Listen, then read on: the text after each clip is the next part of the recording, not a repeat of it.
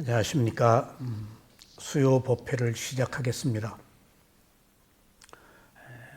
오늘 또 지난 시간에 이어서 느낌을 알아차리는 수행에 대해서 계속 공부하시겠습니다.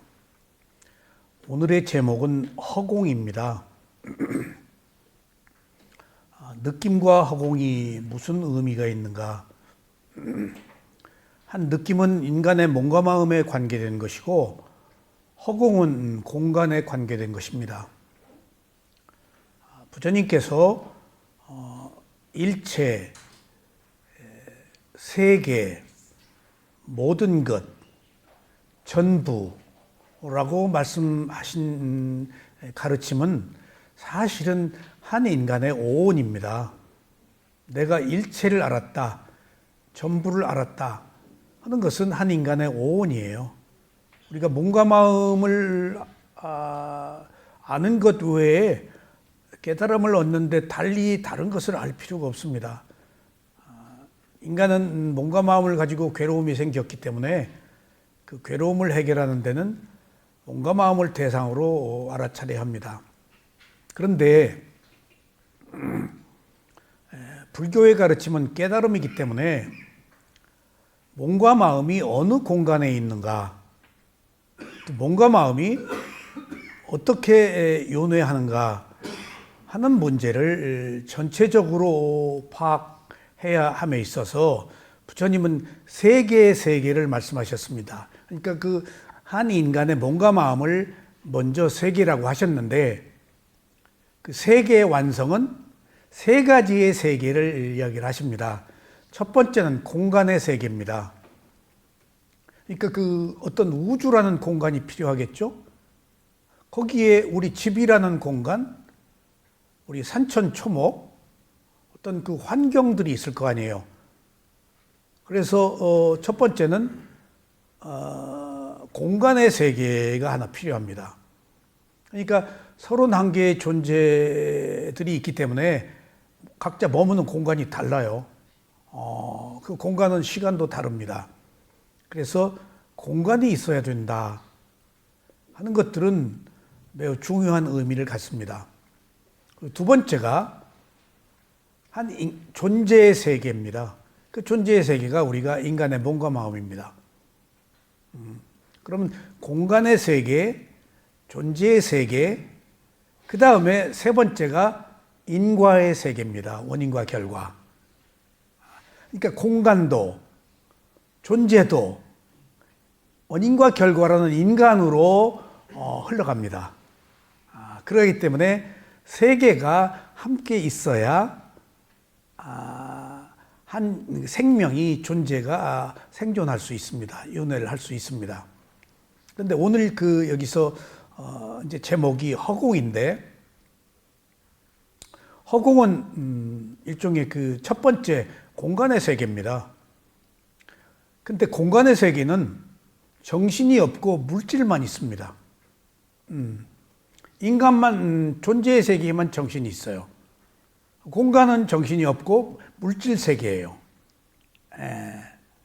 그러니까 이거 참고하셔야 돼요. 그러니까 그 공간이다 하는 세계는 물질의 세계예요. 그래서 부처님이 인간을 이야기할 때 두 가지로 말씀을 하시는데 첫 번째는 정신과 물질이라고 부처님이 이야기하실 경우는 공간 때문에 그렇습니다.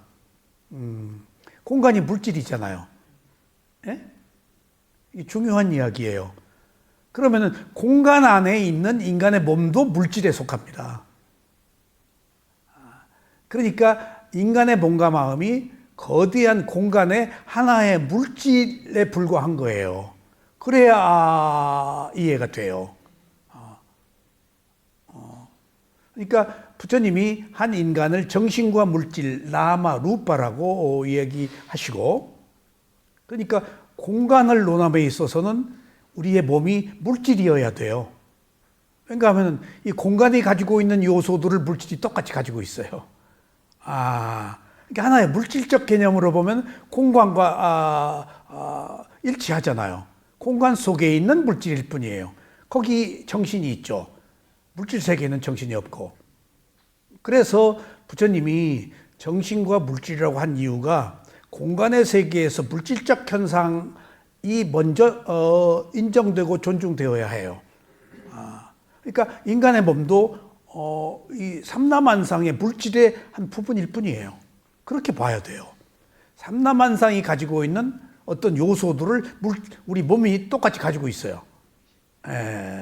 그러니까 이게 1점 의혹이 없어야 깨달음을 얻는단 말이에요. 그런데 부처님이 그런 그 공간, 정신과 물질이라고 한 측면에 있어서는 우주적 공간과 결합되는 몸을 말할 때는 정신과 물질이라고 얘기하셨지만은 이제 우리가 깨달음을 얻는 수행을 해야 되잖아요. 그럼 우주를 중심으로 한 물질이 아니고 나를 중심으로 한 몸과 마음이 우선 되어야 해요. 그때는 정신과 물질이라고 안 하고 몸과 마음이라고 그래요. 그래서 그 두 가지로 써요. 경전의 모든 가르침은 정신과 물질, 빨열은 나마, 루파라고 그렇게 얘기를 해요. 그런데 사념처 수행을 할 때는, 깨달음을 얻을 때는 몸과 마음이라고 그래요. 가야 찌다. 그래서 왜 몸과 마음이라고 그랬는가? 이제 사념처 수행을 할 때는 직접 우주를 떠나서 여기 있는 현재 그 내 몸과 마음으로 할 때는 그때는 신체, 가야 몸이에요. 물질이라고 안 하고. 그리고 또 그 정신을 마음이라고 그래요. 그런 의미에서 우리가 두 가지 측면에서 정신과 물질이라고도 부처님은 다 얘기하고 사념처 수행에서만 몸과 마음이라고 얘기를 하세요. 그래서 오늘 우리가 공간을 부처님이 특별히 이제 말씀하셨는데 그 이유는 존재의 세계가 공간이 있어야 살죠. 한 생명이 공간이 없으면 존재할 수가 없잖아요. 그런 의미에서 공간의 세계와 존재의 세계와 인과 업, 원인과 결과의 세계, 세 개가 합쳐져서 생명들이 살고 있는 거예요. 그런 차원에서 보면은 우리가 부처님도 자연주의자이신데 환경을 파괴하고 하는 문제들이 지금 특히 기후가 변해서 많은 재해들이 일어나고 그래서 화석 연료를 못 쓰게 하고 그래서 빙하가 녹고 해서 그러면은 그 생명들이 동물들이 많이 죽고 인간이 살 수가 없단 말이에요. 공간이 파괴되면은 그런 의미에서 우리가 자연보호나 환경의 문제도 공간의 문제도 우리가 소홀히 해서는 안 되는 측면이 있어요. 존재가 생존하는 게 공간 안에 있기 때문에. 그래서 공간의 세계와 존재의 세계, 그 다음에 인과의 세계가 있는데 존재의 세계는 이미 마음이 들어가죠. 그 다음에 인과의 세계도 몸과 마음이죠. 근데 공간의 세계만 물질이란 말이에요. 근데 물질의 일부가 우리 또 몸인 거예요. 자, 그러면은 보세요. 두 가지 시각으로 접근해야 돼요. 거대한 우주 속에서의 작은 하나의 몸일 뿐이에요. 색다른 게 아니에요. 똑같은 물질의 한 부분일 뿐이에요. 그런 그 우주 속에서의 한 작은 물질에 속한다는 그런 어떤 그 큰 의미에서의 개념과 또 한 가지는 나를 중심으로 한 우주가 있어요. 그런 때는 몸과 마음이에요. 전체로 봤을 때는 이런 그 어떤 공간과 우주 안에서의 물질인데 이제 우리가 깨달음을 얻는 사념처 수행을 할 때는 우주는 둘째고 먼저 몸이 우선해야 되죠. 내 몸을 알아차려야 되니까 몸이 원인과 결과로 윤회하니까 그런 때는 몸과 마음이에요. 그래서 보세요. 큰 틀 안에서의 한 인간의 물질, 정신, 그 다음에 나를 중심으로 한 정신과 물질을 중심으로 한 우주. 두 가지가 이렇게 작용해야 돼요. 그러니까 어느 경우에는 내가 있으나마나한 티끌과 같은 존재라는 측면도 우리가 이해를 해야 돼요. 빠르게 세월이 가고 무수한 것들이 일어나고 사라지는 거 흔적도 없잖아요. 그것을 이제 겨자씨만한 것이다 그렇게도 표현하고, 또 중국에서는 문틈으로 말을 타고 지나간 것 같이 잠깐이다라고 흔적도 없다 라고 표현한단 말이에요. 근데 내 입장에서는 60평생이 고단하고 지루하고 고통스럽고 엄청난 거예요. 나를 중심으로 한 세계는. 두 가지 측면으로 이해를 해야 돼요. 나를 중심으로 한 세계 속에서의 나. 그러면은 조금 이해가 돼요. 그러니까 두 가지를 동시에 우리가 이해해야 돼요. 어느 경우에는 티끌 같은 존재라고 인식해야 돼요. 그런데 적어도 깨달음을 얻는 수행에서는 모든 게 내 마음이 우선하잖아요. 그러면 12연기의 원인과 결과, 윤회가 상속되는 업을 끊으려면 몸과 마음으로 와야 돼요. 그게 해탈이에요. 우주로 갈 필요가 없단 말이에요. 그래서 부처님이 내가 일체를 알았다, 모든 것을 알았다 하는 얘기가 그런 차원에서 정신과 물질이라고도 쓰기도 하고 몸과 마음이라고 쓰기도 하는데, 그런 이유 때문에 이렇게 말씀을 하신 겁니다. 그러면은 여기서 이제 허공인데 물질이잖아요. 허공은 비물질이에요. 물질인데 빈 공간은 물질인데 소위 말하면은 물질이면서 알 수가 없는 물질이에요. 물질에 속해 허공이. 땅도 뭣도 허공도 물질이에요. 공기도 물질이에요. 이 안에, 손 안에 공기 있잖아요. 물질이 있는 거예요. 그런데 이 물질이 조금 깊게 들어갈게요. 조직적인 물질과 비조직적인 물질이 있어요. 이거 우리가 알아야 돼요. 이 물질도 오늘 이 허공이 얼마나 무수히 변하는가 하는 문제가 여기 나오는데, 허공에 대해서 오늘 조금 자세하게 이해하려면은 비조직적인 물질, 태풍이다, 지진이다, 홍수다, 자연재해, 산불이다, 이런 것들은 조직적으로 일어나는 게 아니잖아요. 뜬금없이 일어나는 것들이 아니에요. 물질 현상도,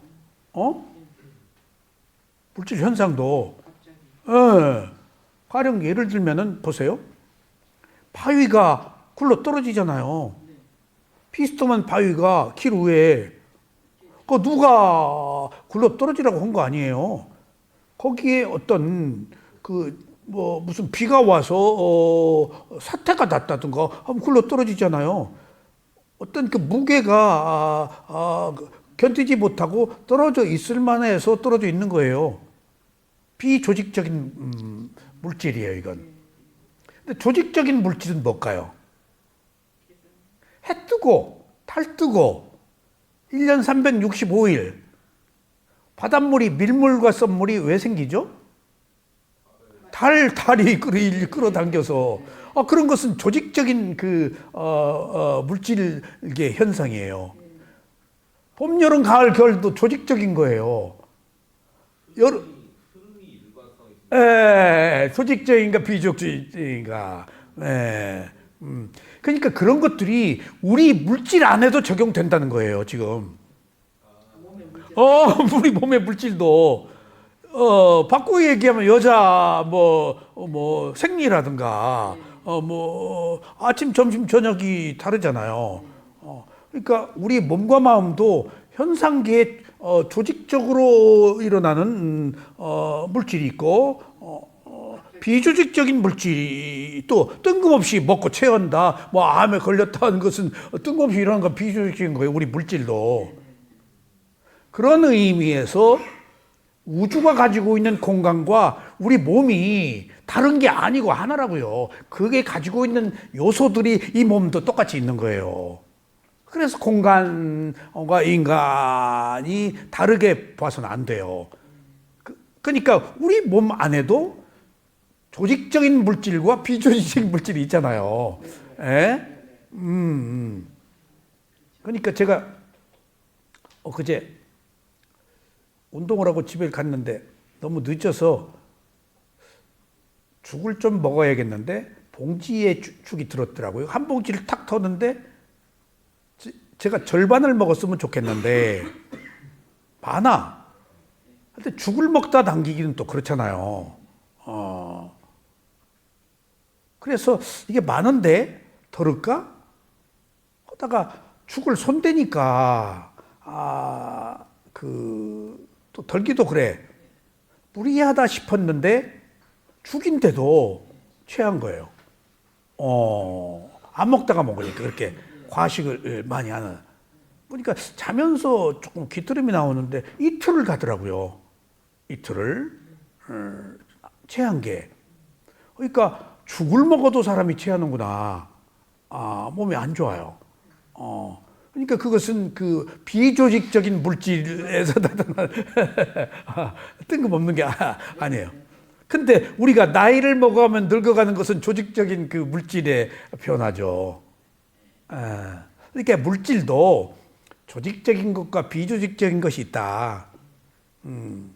그런 모든 것들이요.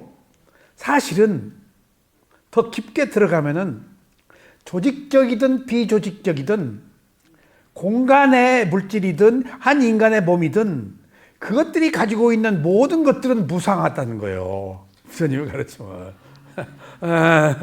그것들은 일어나고 사라진다는 거예요. 덧없고 똑같다는 거예요. 법으로는. 우주도 이 몸도 다를 게 없어요. 그래서 이제 이런 그 부처님의 가르침을 조금 더 깊게 들어가 보면은 세상에 이런 그 진리, 이런 과학, 이런 진리이니까 여기서 깨달음이 나오는구나. 그러니까 이 부처님의 가르침에서는 모른다라고 말할 수가 없는 거예요. 다 알아야 돼요. 만약 모르면은 원인과 결과라 그러면 돼요. 원인과 결과는 연기잖아요. 업이잖아요. 그럼 부처님밖에 몰라요. 근데 그건 원인과 결과예요. 원인과 결과가 아닌 게 없어요. 너무나 많은 어떤 조건들, 그 원인과 우리 인식의 범주를 벗어나는, 그러니까 비조직적인 질서, 조직적인 질서, 그 원인과 결과예요, 그게. 그러니까 우리가 여기서 오늘 허공을 말씀을 드렸는데 또 이제 이 허공을 제가 또 부처님이 이렇게 드러내서 이야기를 하신 것이 또 다른 측면이 있어요. 우리가 지금 부처님의 가르침은 수행이잖아요. 부처님의 가르침은 수행이에요. 최종적으로는 열반이에요. 근데 열반 얘기는 안 하세요. 수행이에요. 마지막에 내가 이것을 경험했다예요. 그리고 이 길로 오라가 열반이에요. 처음부터 열반 얘기 안 하시죠. 근데 그 수행이 선정 수행과 위파사나 수행이에요. 그게 사념초예요. 부처님의 가르침은 사념초예요. 이거 기가 막힌 얘기예요. 누가 부처님의 가르침을 사념초라고 알아요? 신수신법 사념초예요. 선정과 위파사나예요. 위파사나 여기서 모르잖아요. 그러니까 반쪽만 알았던 거예요. 어쩔 수 없죠. 그건 인연이니까. 그러니까 부처님이 가르침이 뭐야? 아는 거지. 뭘 알아? 무상고무화를 아는 것이 통찰지혜, 선정의 과정을 거쳐서 통찰지혜 수행해서 무상고무화를 아주 집착 끊는 거예요. 집착이 끊어져야 열반이니까. 그래서 부처님의 가르침은 수행인데 보세요. 지난 시간에 계속 수행에 대한 얘기를 제가 말씀을 드렸는데 저는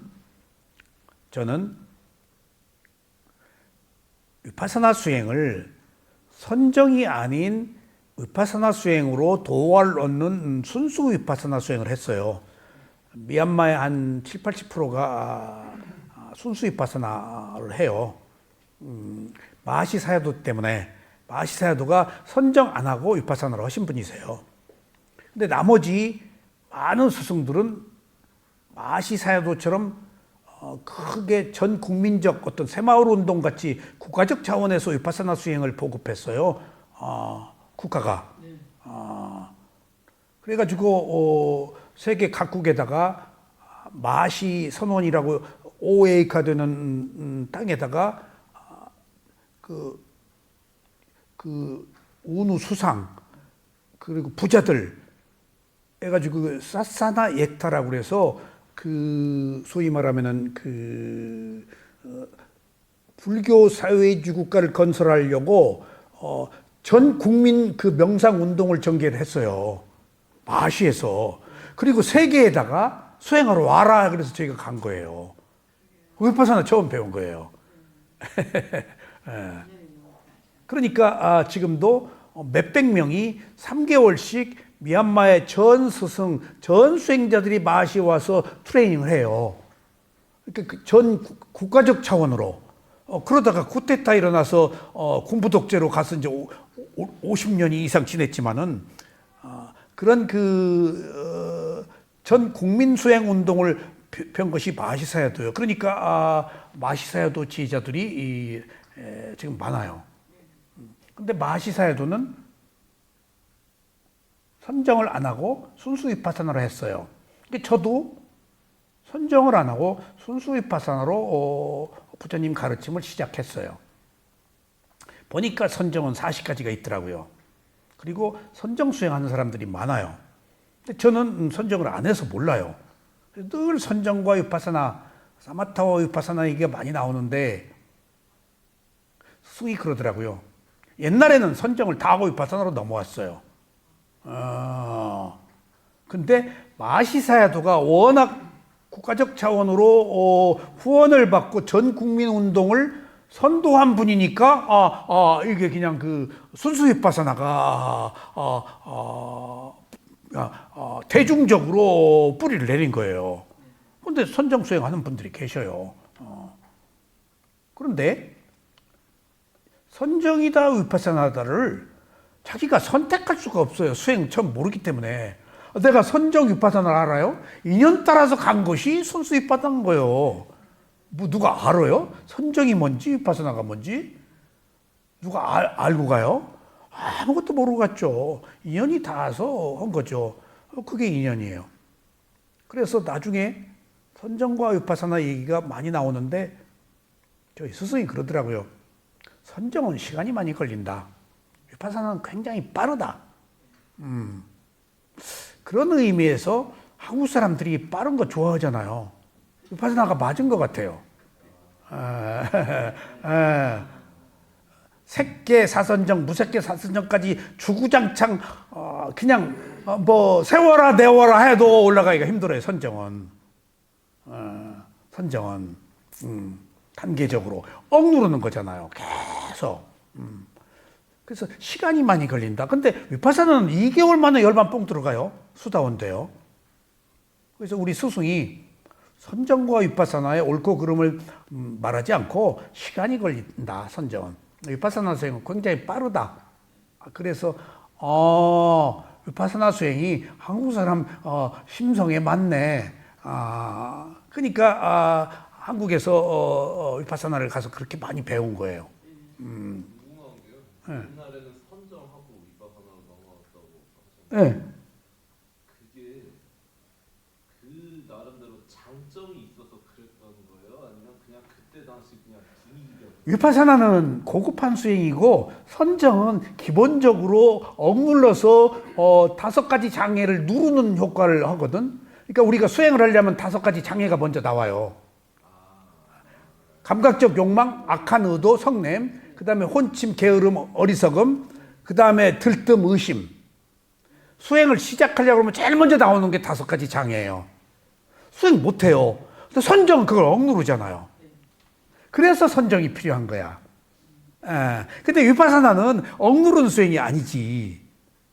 그러니까 뭔가 공덕이 있고 닦아진 사람이 위파사나를 하는데 처음에 대중적으로는 5가지 장애 때문에 선정을 필요로 해요.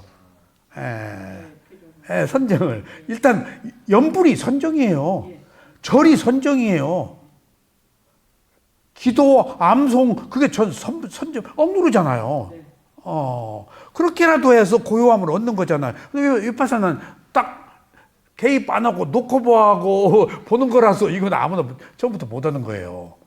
그래서 열반에 들어가는 4가지 과정이 있는데 이걸 꼭 기억해야 돼요. 열반에 들어가는 4개의 문이 있다. 첫 번째는 사마타 수행과 해서 위파사나로 넘어와 가지고 열반에 들어가는 문 하나. 동대문, 서대문, 남대문, 북대문. 하나는 위파사나를 해가지고 사마타로 해서 열반에 들어가는 경우, 사마타 위파사나를 이제 하는 거야. 세 번째 문은 사마타와 위파사나를 병행해서 들어가는 것. 그러니까 술융사야도다, 모곡사야도다 하는 경우는 수융사야도는 순간순간 바꿔요. 막 풀무질을 해요. 선정으로 막 집중을 해. 그러다가 조용해. 그럼 위파사나로 넘어간 거야. 그리고 12연기의 대가이신 모곡사야도는 15분간 선정하고 나머지 위파사나로 넘어와. 파옥사야도 경우는 사선정까지 가고, 그러니까 선정과 위파사나가 단계적으로 순간순간이 아니고 길게 사선정까지 가서 위파사나로 넘어오고. 세 번째는 뭐라고?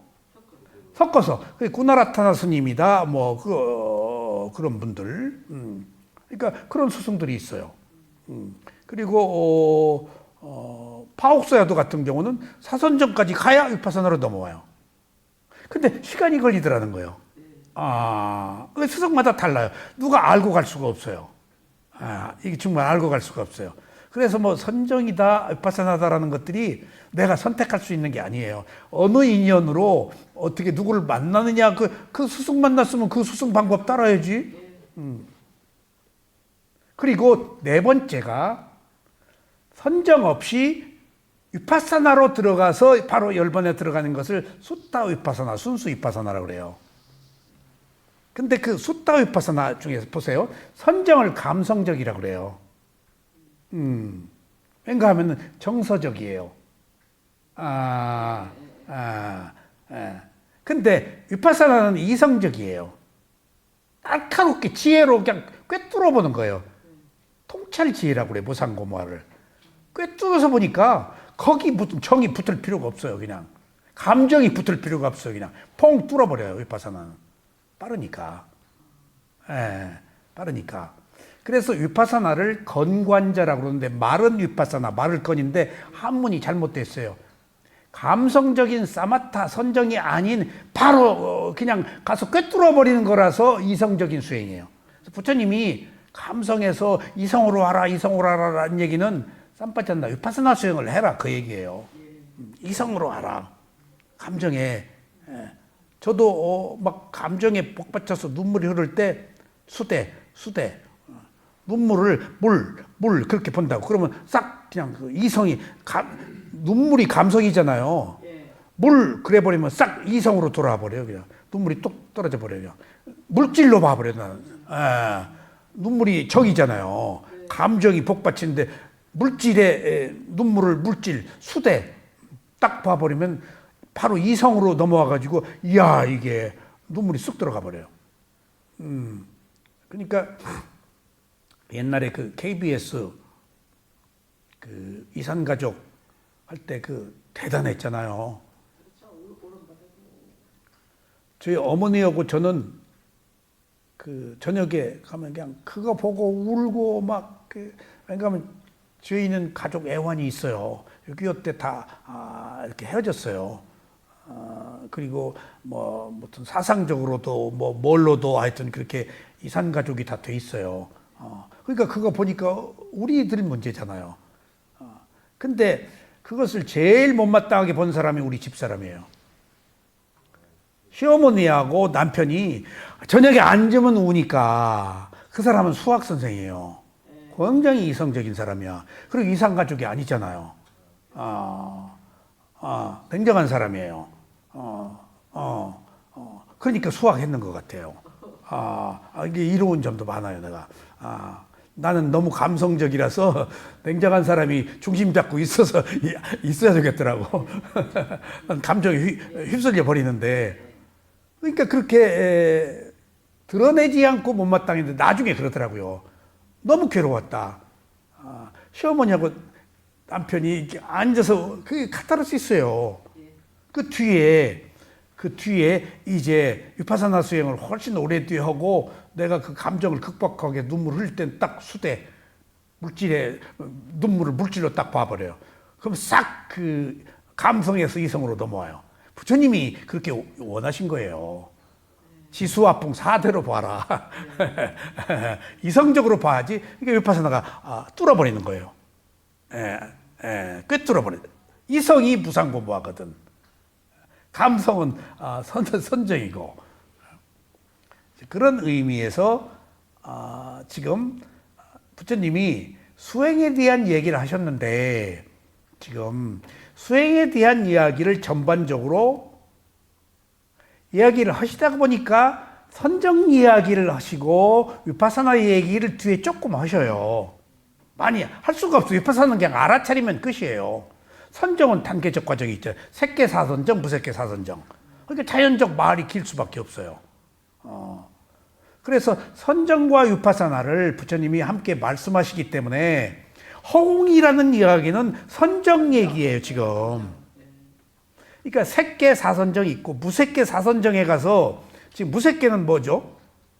물질인데 무색계는 비물질이잖아요. 물질이 의미가 없어요. 있으나 마나요. 그러니까 거기는 그 오감이 없어요. 무색계는. 눈, 귀, 코 그런 게 있을 필요가 없어요. 그 딱 아는 마음만 가지고 있는 거예요. 그래서 몸이 형체가 없다. 그래서 무색계예요. 근데 있는데 기능을 발휘 못한다 하는 이야기도 있고 형체도 없고 그냥 아는 마음만 딱 있다는 거예요. 그래서 그 정도 조건이면 열반 들 수도 있어. 근데 선정이니까 못 드는 거야. 무상고무화 느낌 보는 수행이 아니니까. 무상고무화가 있느냐 없느냐야. 선정은 억눌러서 고요함이 목표야. 그러니까 거기까지는 인류에 다 있었어. 위파사나로 넘어와서 부처님이 깨달음을 얻은 거기 때문에 아무리 세상 사람들이 부처님 출현 이전에도 선정은 있었어, 이 세상에. 근데 위파사나를 못 찾아낸 거예요. 위파사나는 부처님이 출현해서 찾아내는 거예요. 그러니까 아무리 선정이 있어도 목련존자, 사리불존자 다 공부한 사람들이잖아요. 부처님 이야기 듣고 다 위파사나 이야기 듣고 무상고무화 알아서 아라한트 됐잖아요. 부처님은 있는 그대로 보는 방법을 알려줬는데 있는 그대로 본 적이 없어요. 어떻게 하려고 봤지. 선정이 목적을 가지고 억눌러서 하려고 본 거 아니에요. 근데 부처님은 있는 그대로 본 거 아니에요. 개입 안 하고. 있는 그대로 어떻게 봐요? 부처님이 6년간 고행하고 있는 그대로 본 걸 찾아낸 거예요. 새로운 방법을. 그게 위파사나예요. 놓고 봐라, 있는 그대로 봐라. 그래서 부처님이 수행을 이야기하다가 보니까 선정 얘기가 나왔는데 그 선정의 무색계에 사선정이 있는데 무색계 첫 번째가 공무변처예요. 허공을 대상으로 보는 거예요. 그러니까 여기 허공이 나와야 돼요. 허공이. 수행에 허공을 보는 단계가 있어요. 무색계 1선정이 공무변처예요. 허공을 대상으로 봐요. 2선정이 뭘까? 식무변처. 허공을 보는 마음을 대상으로 봐요. 무색계가. 그러니까 무색계 가면은 고독하고 너무 오래 살고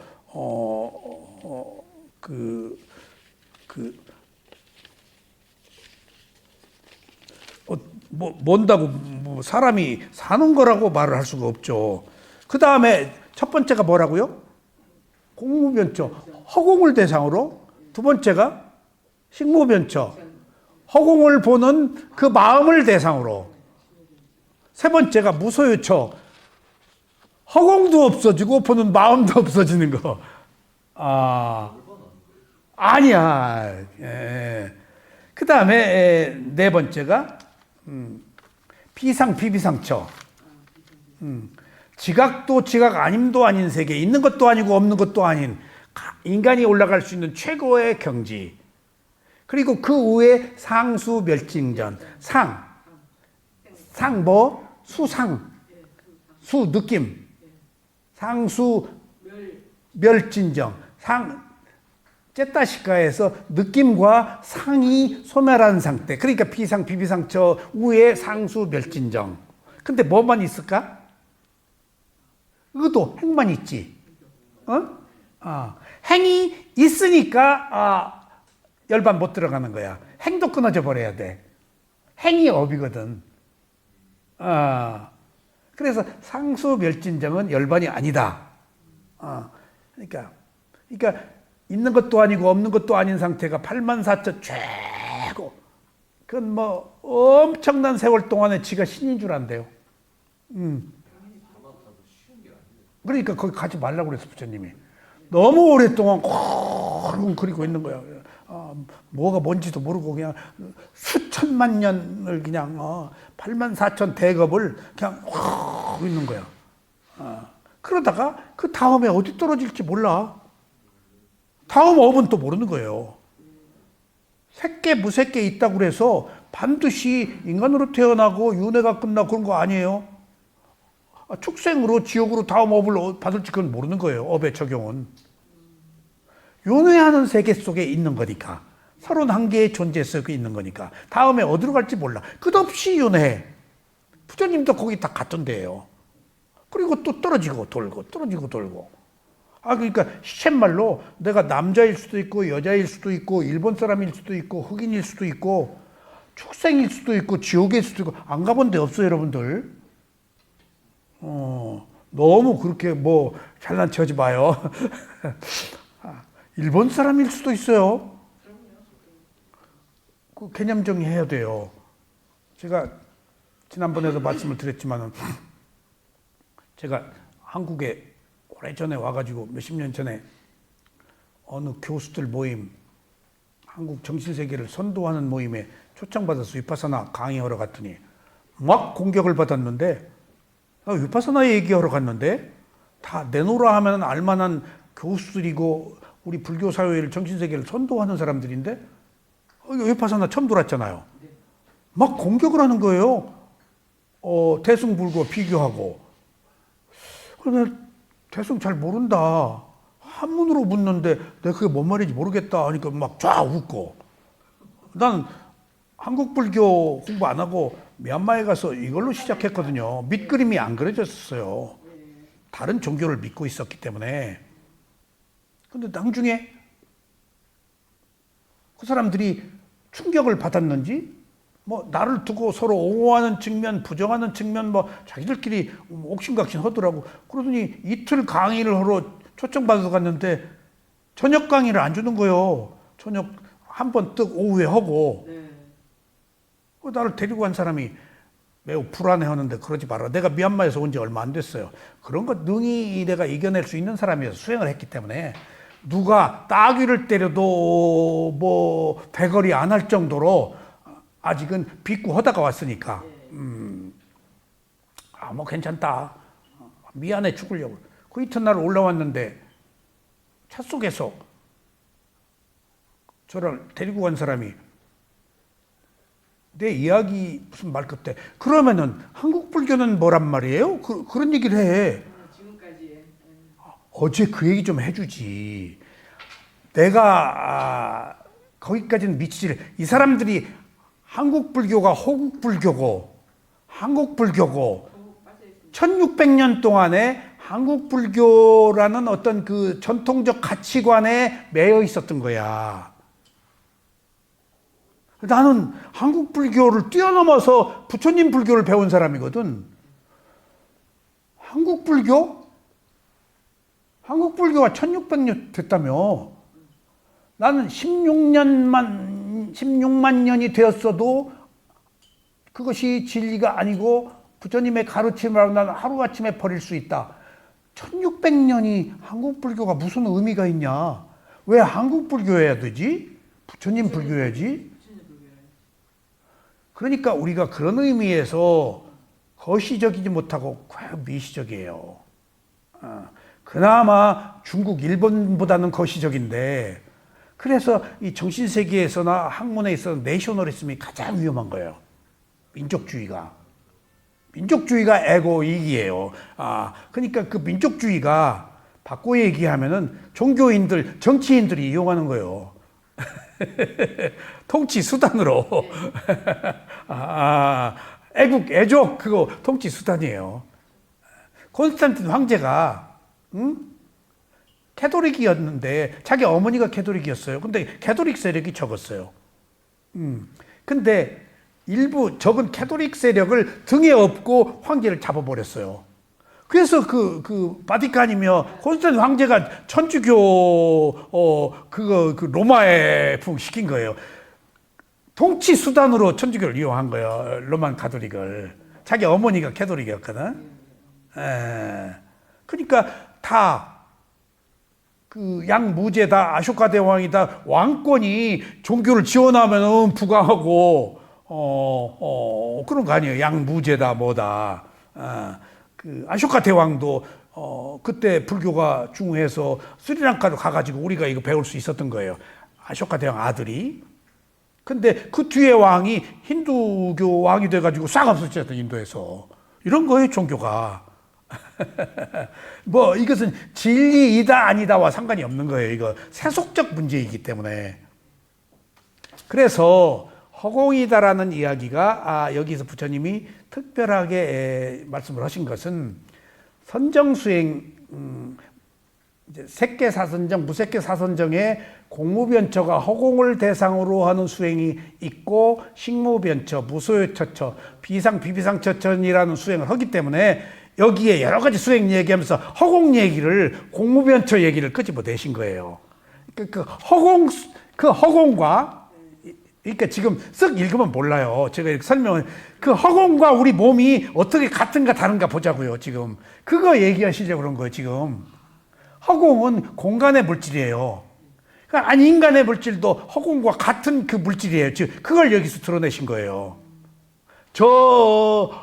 허공에 떠 있는 물질적, 조직적인 거고 비조직적인 그 물질적 현상과 이것하고 다를 게 없다라고 여기 지금 얘기하신 거예요. 이렇게 불교가 따지고 보면은 그냥 아이고 그러니까 부처님이네. 그러니까 부처님이네. 자, 그러면 이제 본문으로 들어가요. 비구들이여, 허공 중에는 가지각색의 바람이 불고 있다. 동에서, 서에서, 북에서, 남에서 불어오는 바람. 그러니까 여기서 이 바람이요, 골프장이다 뭐다 이쪽에서 불었다 이쪽에서 왔다 갔다 하잖아요. 사진 찍을 때 바람이 휙 이쪽으로 휙 달라져요. 그거 느껴요. 그러니까 이것은 불특정한 거, 비조직적인 질서예요. 아까 조직적인 질서와 물질도. 근데 때가 되면은 뭐 편서풍이 온다, 이건 조직적 질서지. 이거 모르는 거단 말이야. 먼지 섞인 바람, 먼지 없는 바람, 더운 바람, 찬 바람, 부드러운 바람, 거센 바람들이다. 허공에 온갖 바람들이 있다. 마찬가지로 비구들이여. 자, 공무변처, 허공의 바람, 이제 존재의 바람으로 오자고. 이 몸속에서도 가지각색의 느낌이 일어난다. 즐거운 느낌이 일어나기도 하고 괴로운 느낌이 일어나기도 하고 괴롭지도 즐겁지도 않은 느낌이 일어나기도 한다. 근데 부처님은요, 느낌을 3가지만 얘기했지만은 느낌이 108가지 느낌, 뭐 몇백 가지, 2가지 5가지, 6가지, 10몇 가지 그냥 느낌의 종류가 너무 많아요. 근데 너무 많으니까 혼란하니까 딱 부처님은 3가지만 얘기했어요. 육체적 느낌, 정신적 느낌. 거기다가 즐거운 느낌, 괴로운 느낌, 즐겁지도 않은 느낌으로 딱 귀결해버렸어. 근데 108번대가 다 느낌이에요. 예. 다 말 느낌이에요. 거시기, 모시기도 느낌이에요. 예. 느낌이 아닌 게 우리가 지각하는 것은 느낌이니까. 예. 그러니까 허공의 바람처럼 우리 몸에도 즐거운 느낌, 괴로운 느낌, 덤덤한 느낌이 끊임없이 교차한다. 이 교차한다가 끊임없이 일어나고 사라진다가 무상이에요. 무상이 이제 여기 무상은 얘기를 안 했지만은 뒤에 무상이 나와요. 이제 아셨죠? 그럼 보세요. 자, 허공이라는 어떤 공간, 거기에 몸과 마음이라는 존재의 세계, 공간의 세계, 몸과 마음이라는 존재의 세계, 몸과 마음에 일어나는 느낌의 세계는 뭘까? 인과예요. 원인과 결과. 접촉해서 느낌이 일어났잖아요. 원인과 결과로 일어났잖아. 몸이 있어. 몸을 원인으로 봐. 보고 접촉해서 느낌이 일어나. 이게 인과야. 아까 모두에 말씀드렸죠. 공간의 세계와 존재의 세계와 인간의 세계가 함께 결합되어야 우리가 살고 있는 것이다. 이게 허공이라는 공간, 몸과 마음이라는 존재, 거기 느낌은 인과야. 느낌은 원인과 결과. 접촉해서 일어났잖아. 접촉하지 않으면 느낌이 안 일어나. 봤으니까, 접촉했으니까 일어나지. 접촉 안 하면 안 일어나요. 그래서 마음은 대상이 없으면 일어나지 않고 접촉하지 않으면 일어나지 않아요. 여기서도 세 개의 세계가 모여 있는 거예요. 그것들은 마지막에 무상하다예요. 그것들은 마지막에 무상하다. 자, 저 위 허공 중에는 온갖 바람이 불고 있어. 동에서 오는가 하면 서에서 오고, 북에서 오는가 하면 남에서 불어닥치고, 여기에 조직적인 질서와 비조직적인 질서가 있을 거 아니에요, 또. 어떻게 그걸 다 알아? 어떻게. 먼지 섞인 바람이 있는가 하면 그렇지 않은 바람도 있다. 여기 먼지 섞인 바람, 이게 뭔 줄 아세요? 인허라고 그래서 우주는, 공간은 먼지로 뒤덮여 있어요. 먼지로 뒤덮여 있다가 어떤 그 거대한 흐름이 일어나면은 빠르게 회오리치면서 막 그 덩어리로 만들어져요. 먼지들이 모여서 지구가 된 거예요. 예? 먼지들이 모이는 그 속도, 발열 그 상태에 따라서 태양 불덩어리가 되는 거예요. 예. 그래서 태양은 항성이라고 그러고 우리는 행성. 지금 별이 다 뭐야? 항성도 있고 행성도 있지. 태양 받아가지고 우리 지구도 달도 빛이 없는데도 햇빛을 통해서 우리가 밝게 보는 거 아니야. 그러니까 이 우주 공간은 여러분들 햇빛에서 이렇게 양지바람에 보면 먼지가 있잖아요. 그래서 여기 그 코털이 없으면은 폐로 바로 들어가서 안 좋대요. 일설에 의하면은 어떤 사람이 얼굴을 하도 만져가지고 코 여기를 잘못 손대가지고 계속 가래를 뱉는다고 뭐 유명한 사람이 지금 있어요. 지금 조용히 계시는 분. 손대면 그러니까 코, 입이, 눈가 이게 지금 그 폐로 들어가는 바람을 여기 그 코 속에 다 필터링 하는데 그 손대가지고 그게 안 되니까 자꾸 안에서 뭐 가래가 생긴다 일설도 있더라고요. 그러니까 코털 하나도 필요한 거예요. 필요 없는 게 있는 거 아니에요. 네? 그러니까 이렇게 여기저기서 불어닥. 그러니까 먼지가 섞인 바람. 그러니까 그 우주는 먼지로 가득 차 있다. 또 그렇지도 않은 바람. 또 있다. 찬바람인가 하면 더운 바람도 있으며 거센 바람인가 하면 부드러운 바람도 불고 가지각색의 바람이 불고 있다라는 이야기가 보세요. 이 세상이 가지각색이라는 거예요. 사람들의 마음이, 나의 감정이, 그걸 하나로 묶으려고 하지 마세요, 여러분들.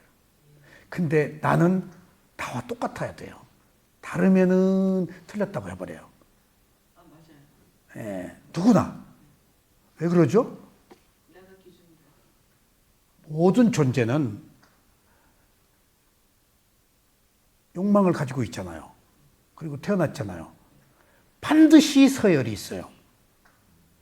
모든 존재는 서열이 있어요. 색계, 무색계 가도 다 서열이 있어요. 거기 평등한 사회에도 다, 그 위에, 거기 청소한 사람도 있어요. 이제 말로. 신분이 다 달라. 업이 다르기 때문에. 인간 세상이나 똑같아. 그러니까 여기서 우리가 한 가지, 지금 우리는 세속적 관점에서 출세간의 관점은 서로 다른 것을 존중하고 이해하는데 세속에서는 존중하지를 못해요. 왜? 에고, 이기주의니까. 그러니까 서로 다를 뿐이지 옳고 그른 것이 아니에요. 우리는 내 기준에 맞지 않으면 그러다고 하잖아요. 근데 그런 게 아니고 다를 뿐이야. 이것을 구별을 못해요. 종교나 이데올로기, 철학이 그래서 문제가 있는 거예요. 출세간의 위파사나 수행에서는 문제가 없어요. 선악이 문제가 없어요. 여기는 다 대상이니까. 근데 이 있는 그대로 보는 출세간의 위파사나 수행이 아닌 곳에서는 서열이 있기 때문에 감옥에 가도 간수들끼리도 존재하는 생태계는 서열에 의해서 움직여요. 이건 불가피한 거예요. 그러니까 미인 앞에 가서는 얼굴 예쁜 놈이 최고예요. 헬스클럽에 가면 몸 좋은 사람한테 위축돼요. 돈 많은 세계에 가서 누구야, 빈살만 사우디아라비아 왕세자 왔는데 쭉 재벌 앉았는데 세계 서열 순위로 쭉 앉았더만 딱딱 알아서 앉았는지 서열 순위로. 돈 앞에서 돈이 최고 아니야. 이 서열이야. 그 서열은 다른 거잖아. 다른 것이 이 세속에서 존중받지 못하고 우위를 점하고 속박하잖아. 근데 다른 것은 지금 세속에서는 틀렸다라고 해버린다고. 다를 뿐이야. 옳고 그름이 아니야. 이걸 몰라요, 우리가. 단지 다를 뿐인데, 나와 다를 뿐인데 너 틀렸어. 해버려요.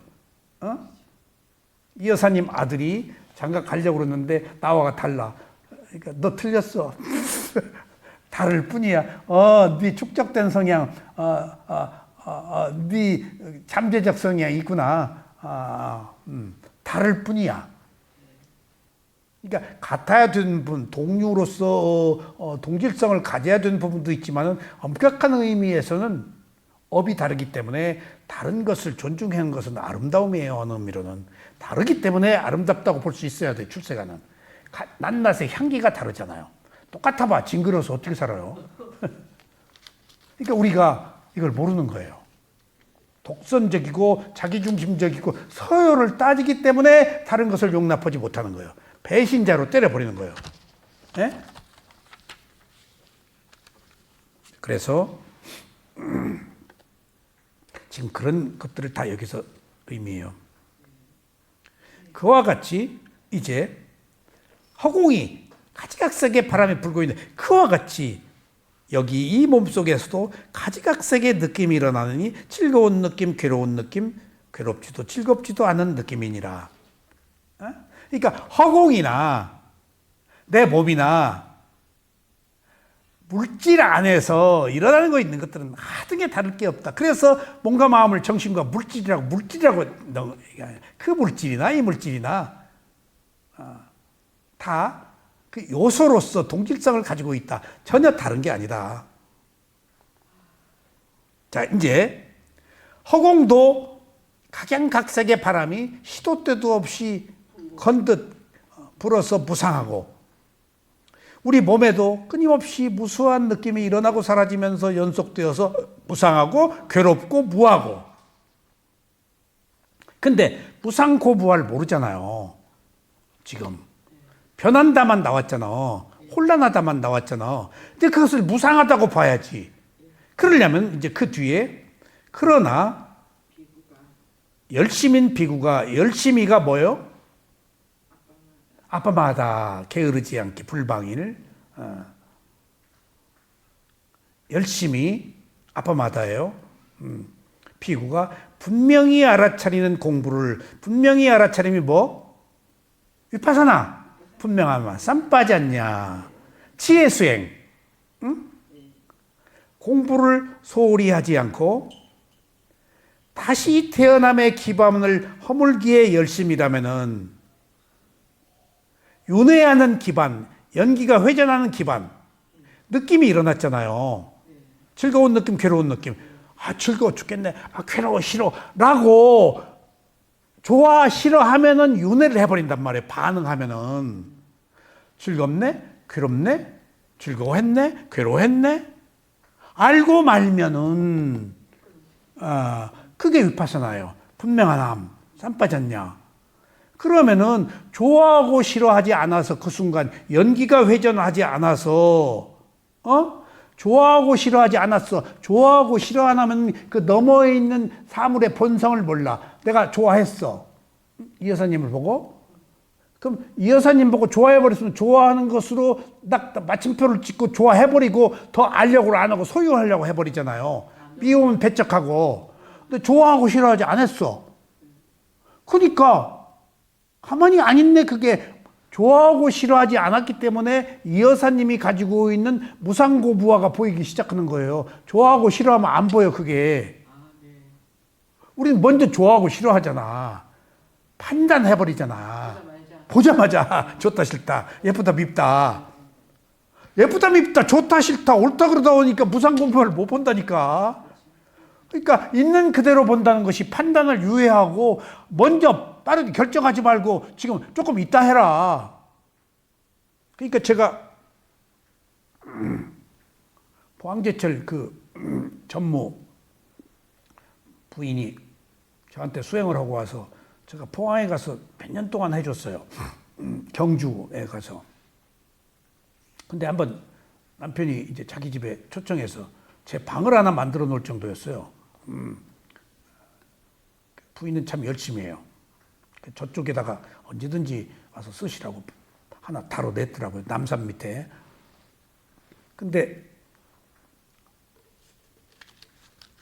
그 남편이 부인이 하니까 이제 이런 법에 대해서 호의적인데 어떻게 바라지 않고 사냐? 이해가 안 간다. 세속적 관점이지. 그래서 맞다 그 말이. 어떻게 바라지 않고 살아?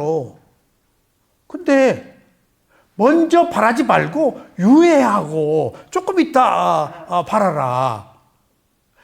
바라버리면은 너머의 것을 못 보는데 안 바라니까 그 너머의 것을 보는 큰 수학이 있다. 진리를, 깨달음이. 그게 무상고부화거든.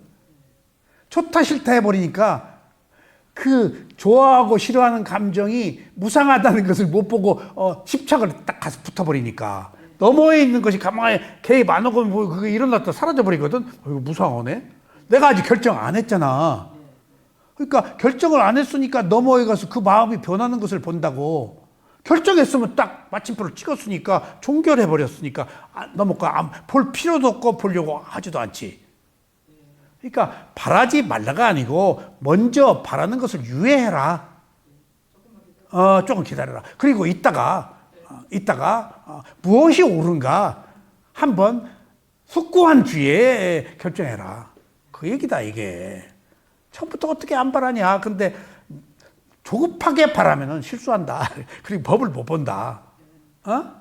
그러니까 이해가 안 되는 것 같으면서도 조금 이해가 되는 그런 거예요 이게. 그러니까 다시 태어나는 기반, 윤회가 끝나는 기반을 허물기 위해 열심히 일하고 그걸 소멸시키는 노력을 한다면은 마침내 모든 느낌의 본성이 뭐지? 느낌 보는 수행이 왜 느낌을 봐? 느낌은 변해요, 안 변해요? 변해요. 느낌은 괴로워요, 안 괴로워요? 편하니까 괴롭지. 느낌은 내 마음대로 돼요, 안 돼요? 느낌의 본성은 무상고무화예요. 그러니까 그 무상고무화가 허공에 무수히 왔다 갔다 하는 여러 가지 그 뜬금없는 것들이 다 무상하고 괴로움이고 내 마음대로 안 된다는 무상고무화다라는 거예요. 귀결이. 그래서 느낌의 본성을 꿰뚫어보는 통찰이에요. 그러니까 꿰뚫어본다 하면 무상고무화예요. 빠냐에서도 인사이트, 꿰뚫어본다 통찰 지혜는 무상고무화고 나머지 빠냐 그러면 여러 가지 지혜예요. 그러니까 지혜도 크게 두 가지. 통찰 지혜는 무상고무화야. 그냥 이런 지혜는 잡다한 여러 가지 지혜, 단계적 과정에. 마침내 모든 느낌의 본성, 무상고무화를 꿰뚫어보는 지혜로운 자가 되나 아라한이 된다. 그러니까 됐죠 이제. 여기서 열반 무상고무화. 자, 그는 느낌을 두루 통찰함으로써 바꿔 얘기하면 느낌을 두루 통찰하면서 수념처 모든 것은 느낌이다. 내가 아는 것은 전부 느낌이다. 해버리면 무상으로 바로 들어가요. 느낌은 무상한 거예요. 우리 몸과 마음으로 와 느낌 막 그래 확 떨리고 왔다 갔다 하고 지금 여기 동에서 서로 서에서 그게 지금 혼돈 뭐 그 뒤죽박죽 무상을 말하고 있는 거예요 지금. 가만히 있는 거 하나도 없다. 늦고 빠르기의 차이지 모든 것들은 변한다. 시간의 차이지. 그 느낌을 그러니까 수념자 수행을 두루 꿰뚫어 통찰함으로써 바로 이번 생에서 번뇌가 다하여 이때 번뇌가 탐진치가 소멸한다. 탐진치의 소멸이 뭐예요? 탐진치의 소멸이 뭐예요? 제일 중요한 거예요. 열반을 뭐라 그래요? 열반이 탐진치의 소멸이에요. 열반이 뭐라고요? 탐진치 소멸이에요. 소멸이에요. 위파사나는 소멸이에요. 선정에서도 위따까 위자라 뭐 삐띠 수카 이거 소멸이잖아요. 그치고 소멸하는 거예요. 없어야 돼요. 사라져야 돼요. 근데 우리가 없애는 방법을 몰랐잖아요. 왜 몰랐죠? 있는 그대로 본 적이 없어서. 채우고 없애려고 그러면 더 붙어요. 없애려고 그러면 더 붙어요. 없어질 수가 없어요. 없애려고 하는 것이 지금 반작용이 있거든. 얻으려고 그러는 것도 반작용이 있고 없애려고 그러는 것도 반작용이 있어. 반발력이 있어. 영원히 안 없어져. 근데 없어지는 방법 단 한 가지. 맥없이 놓고 보면 없어져. 손뼉을 마주치지 않아서 소리가 안 나는 것이 없어지는 거예요. 그러니까 화가 났어. 근데 내 마음이 반응을 안 해. 그러니까 화는 또 내 마음 안에 있는 잠재의식이잖아. 거기에 내 마음이 또 반응을 해야지. 그러면 내 마음 안에 있는 잠재의식이 지금 내가 대거리를 해서 반응을 하려고 했는데 내가 반응을 안 해버려? 그러면은 반응을 또 안 하네? 또 안 하네? 그러면 내 잠재의식이 지금 힘이 빠져 안 빠져? 빠져서 그냥 지가 없어지는 거예요. 종기 안 만져서 지가 없어지듯이. 근데 우리는 계속 반응하잖아. 종기 썩난 거예요. 반응을 안 하는 것이 지금 있는 그대로 알고 마는 거예요. 그게 있는 그대로 보는 거예요. 누구를? 아들을. 아들은 개입 좀 해야지. 아니요, 성공했어요. 성공했어요. 그 세 가지 경 읽으라 그랬는데 성공 맞는 것 같아요. 한 2주 동안 많이 복잡했는데 하나씩 다 풀어줘요. 그러니까. 그러니까 번뇌가 다하다. 이게 번뇌가 탐진치예요. 유루라고 그래서 그 소위 그 삼독이라고 그래요. 그걸 번뇌라고 그래요. 번뇌가 불교 용어인데 탐진치를 상징적으로 번뇌라고 그래요. 그 탐진치를 삼독이라고 그래요. 세 가지 독. 예. 그걸 번뇌라고 그래요. 유루라고 그래요. 유루. 티끌. 근데 그 티끌이 번뇌는 원인과 결과가 있어요. 예. 원인과 결과가 있어요. 원인과 결과가 없는 것은 있는 그대로 보면은 탐욕이 들어붙을 자리가 없어요. 그러니까 탐욕은 뭘 먹고 자라요? 계속 욕심 부리는 것 에너지예요. 탐욕도 어느 정도 에너지가 고갈돼요. 근데 탐욕이 또 뭘 먹고 더 그 에너지를 충전하죠? 탐욕을 먹고. 화는 내다보면 조금 힘들어서 깔아앉아요. 근데 또 뭐가 화를 충전하죠? 성냄이. 너 자존심 상하지. 야, 너 벨도 없는 놈이여. 너 지금 당하고 살 거야. 라고 슬퍼하면 또 부화 일어나면 이제 탐욕이 탐욕을 먹고 성냄이 성냄을 먹고 어리석음이 어리석음을 먹고 크는 거예요. 그러니까 자가 발전이에요. 그러고 살아요 우리가.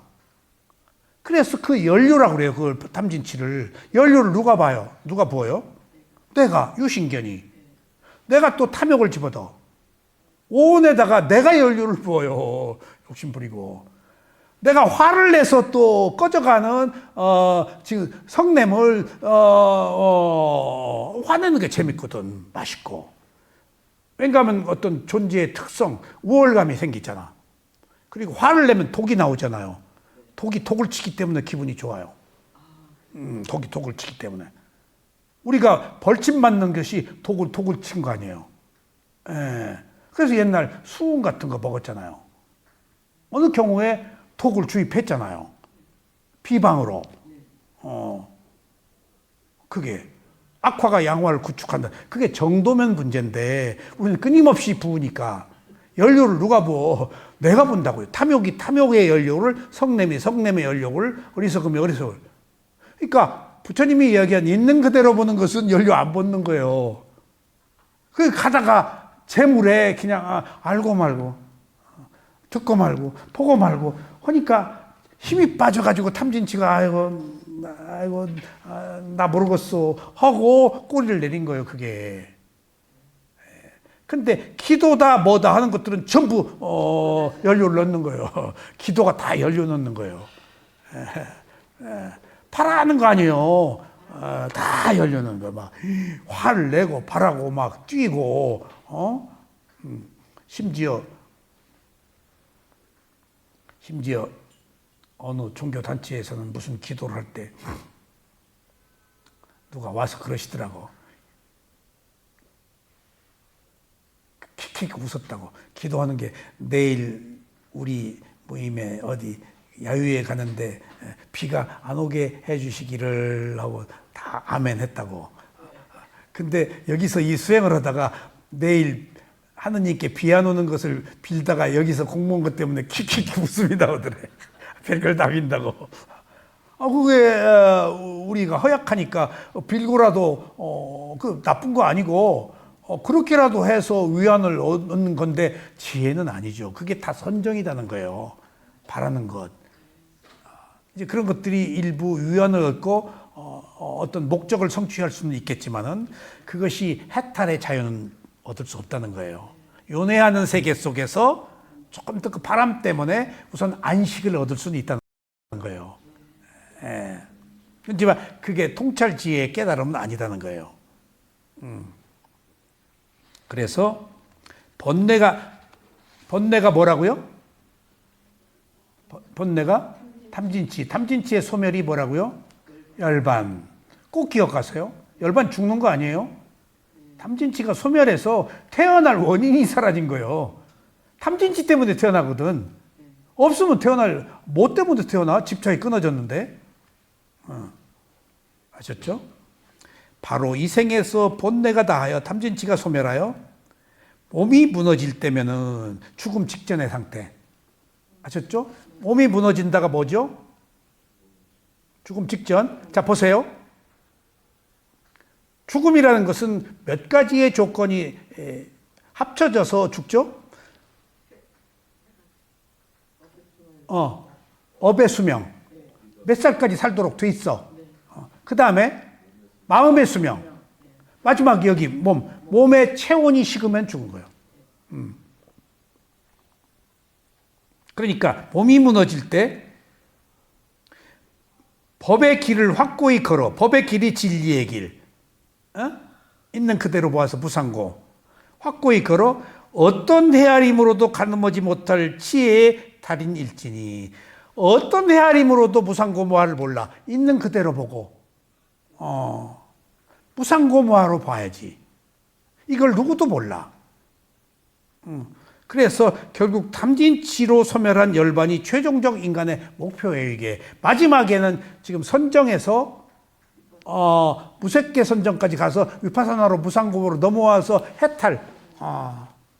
그러니까 허공 하나가 1년에 이런 과정을 거치면서 열반으로 가서 지금 괴로움이 소멸한 해탈의 자유를 얻는다. 가 오늘 내용입니다. 자, 똑같습니다. 이거 비구들이여 허공 1번과 2번인데요. 개속만 없고 내용은 똑같아요. 한번 다시 보겠습니다. 허공 2 왜냐하면은 허공 1, 허공 2가 있는가 하면은 쌍유타 니까야에 허공에 대해서 부처님이 하신 법문이 여기도 있고 똑같은 얘기가 저기도 있는데 여기서 한 얘기가 저기 똑같아요. 어떻게 부처님이 귀신이야 그렇게 틀리지도 않고. 근데 생략돼 있어 지금 여기는 개송이. 그러니까 생략돼 있으면은 좀 근기가 높은 사람들한테 법문을 하셨겠지.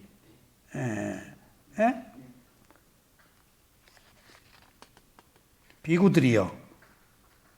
우리가 한 얘기예요. 근데 또 다른 장소에서 다른 시간에 허공에 대한 법문을 또 하신 거예요.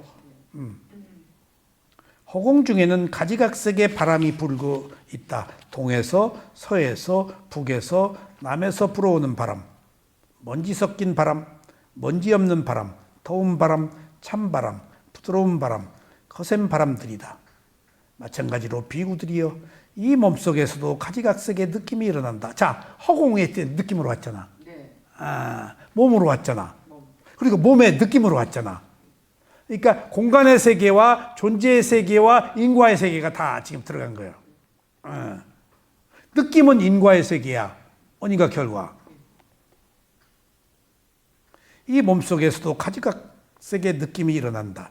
즐거운 느낌이 일어나기도 하고 괴로운 느낌이 일어나기도 하고 괴롭지도 즐겁지도 않은 느낌이 일어나기도. 그러니까 우리의 느낌들이 우리의 의도와 상관없이 업의 과보로 시시각각으로 마음이 일어났다 살아있기 때문에 우리도 제어가 안 된다는 거예요. 지금 좋아하고 싫어하고 괴롭고 즐거운 것들이 변덕이 죽을 듯 한다는 거예요. 왜 변덕이 죽을 듯 하죠? 여기 지금 세 가지 느낌이요. 뒤에 나옵니다. 뒤에 지금 오늘 시간이 많이 돼서 여기서 그치는데 지금 우리 몸에서 보세요. 다음 시간에 말씀드리겠습니다만은 즐거운 느낌, 괴로운 느낌, 즐겁지도 괴롭지 않은 느낌이 부처님한테 있어요, 없어요? 있어요. 똑같이 있어요, 인간한테. 근데 왜 똑같이 있죠? 과거의 업의 과보로 뭔가 마음이 생겼잖아. 그래서 그 상속된 거야. 상속된 거 못 버려. 근데 부처님과 우리가 다른 것은 부처님은 즐겁고 말어. 근데 우리는 즐거우면 전화번호가 몇 번이에요? 시간 좀 차 한 잔. 괴로워. 그럼 저 새끼 꺼져. 반응을 하잖아. 부처님은 즐겁고 말고 괴롭고 말고 즐겁지도 괴롭지도 않고 말고 알고 말고 보고 말고 듣고 말고 말고 반응을 안 한 거예요. 부처님이 아파. 똑같이 아파. 인간은 왜 아프지? 과보로 받은 느낌이니까. 저는 이 느낌에 대해서요. 느낌을 자세하게 설명한 것이 없어요. 그리고 느낌보호 수행한 사람이 없고 느낌에 대해서 굉장히 혼란스러운 느낌을 이야기하는 게 없어요. 근데 맨 느낌이라고 해서 좋고 싫고 한 것들이 다 끝난 순수한 느낌인 줄 알았어. 처음에 맨 느낌인데 가장 순수한 느낌인데 맨 느낌인데도 좋고 싫고 덤덤하고가 있어. 그것은 인과로 받은 느낌이야. 그러니까 부처님도 인간이야. 신이 아니잖아. 우리랑 똑같아. 부처님도 자기 업을 설사병에 돌아가셨어. 예수님 뭘로 돌아가셨어? 못 박혀 들어가서 업의 과보 다 받은 거예요. 인과는 못 벗어나. 뭔가 그 어떤 그 거대한 그 질서, 조직적인 질서의 흐름 속에서 몇 살 살도록도 있고 죽도록도 있는 그 비조직적인 질서 가지고 조직적인 질서의 흐름 안에 생을 종결한 거예요. 할 일 다 하고, 할 일 다 하시고. 우리는 할 일이 좀 남아서 조금 더 살아야 되겠네. 그런 것처럼 이제 그래서 다음 시간에 말씀드릴게요. 그러면은 우리는 좋고 싫고 하는데 반응을 했잖아. 그 세간적 느낌이요. 근데 부처님은 반응 안 해. 알고 말고 듣고 말고 보고 말고 좋고 말아서. 그건 무슨 느낌이야? 출세하는 느낌이에요. 그래서 우리가 세간과 출세간을 얘기하는 거예요. 근데 세간과 출세간이 그 자리에 함께 있어요, 없어요? 함께 있어요. 단지 마음이 반응을 안 할 뿐이야. 따로 떨어져 있잖아, 세간과 출세간이. 그 자리에서 내가 반응을 하면은 세간이고 반응 안 하면 출세간이야. 세간이 없는 출세간은 없어. 우리는 수행하는 중이니까 때로는 출세간으로 때로는 왔다 갔다. 그러니까 세간은 관념이야. 출세간은 리얼리티야. 리얼리티는 무상고무화야. 세간은 자아가 있어. 탐진치가 있고. 그래서 우리가 세간적으로 보냐 출세간적으로 보냐 하는 문제가 핵심이고요. 저는 이제 부처님의 가르침으로 출세간을 보는 그 어떤 나름대로 기준이 생겼잖아요. 그러니까 이 세상에 지식인들, 사회의 저명한 인사들, 엘리트들, 최고로 추앙받는 존경하는 학자들에 대해서 안타까움이 많아요. 전부 세간이에요. 뭐가 옳다 그러다 해요. 그러지 말아요. 왜 저분이 저기 나와서 저 얘기를 해? 어떤 분이 제가 굉장히